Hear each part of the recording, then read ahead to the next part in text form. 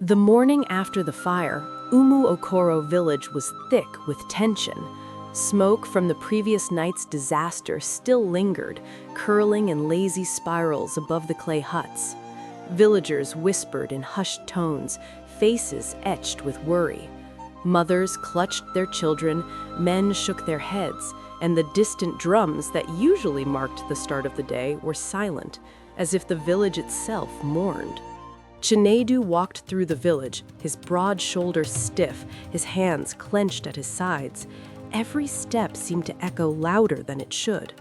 The charred remains of his family's storage burned quietly in the open yard, a stark contrast to the golden sun illuminating the surrounding maize fields.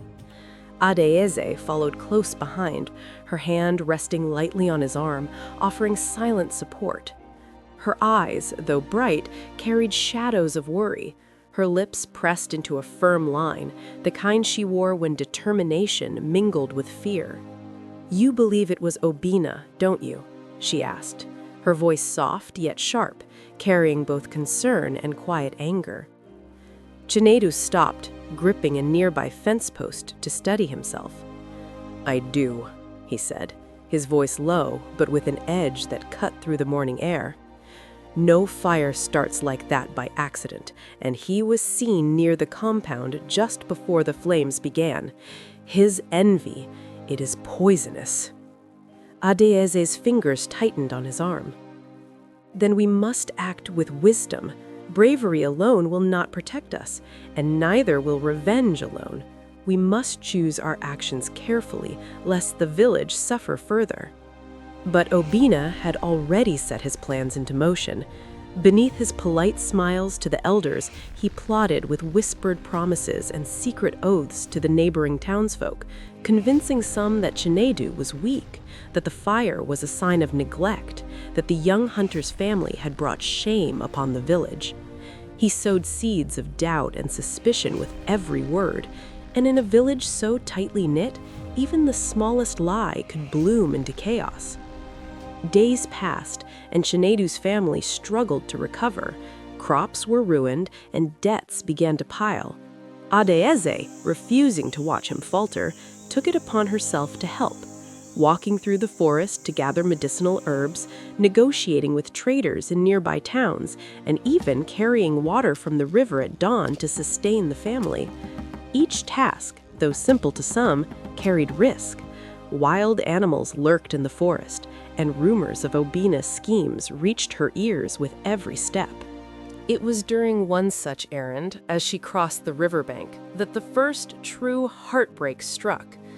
A messenger arrived, breathless and trembling, delivering a note sealed with Obina's mark. Chinedu tore it open, his hands shaking. The words were cruelly precise. "Trust no one.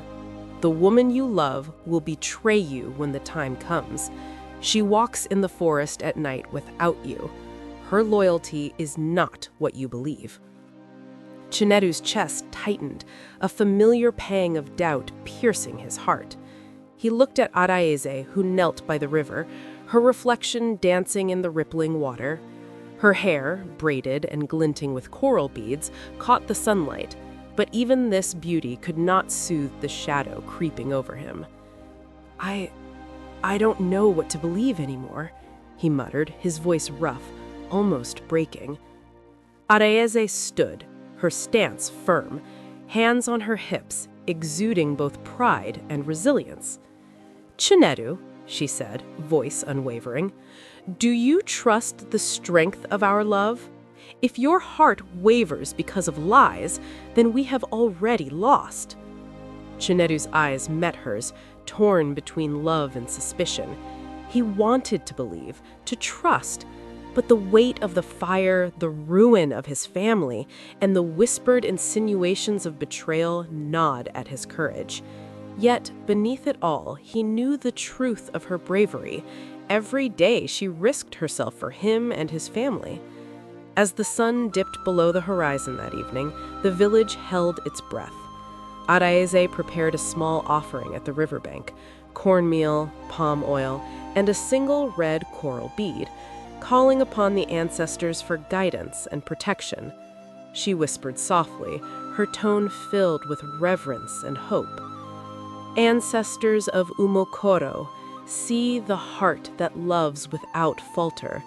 Protect us from deceit, from envy, and from the darkness that seeks to divide. It was in that moment that Chinedu realized the truth. Love alone was not enough. To protect their bond, to shield the village, they would both have to sacrifice, endure heartbreak, and confront betrayal directly. And somewhere, lurking in the shadows of Umokoro, Obinna smiled, knowing the first wave of their trials had only just begun.